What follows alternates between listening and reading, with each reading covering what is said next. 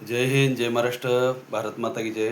त्या ताईत आमच्या 1 वर्षापूर्वी, मला वाटते 4 वर्ष झाली रे का, जास्त जास्त झाली. 5 वर्ष झाली आम्ही संघर्ष करत होतो पेन्शनसाठी. बऱ्याच ताकदी लावल्या, बऱ्याच मुख्यमंत्र्यापर्यंत आम्ही गेलो, पण ह्या ताईचं काम झालं.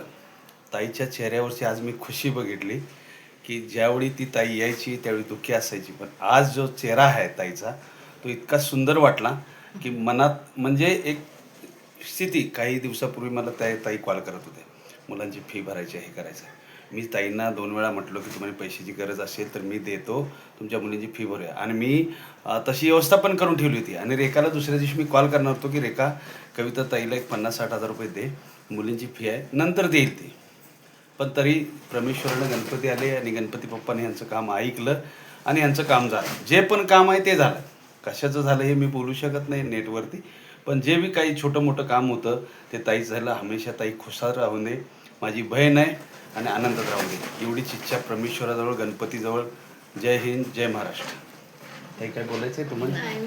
अजिबात नाही.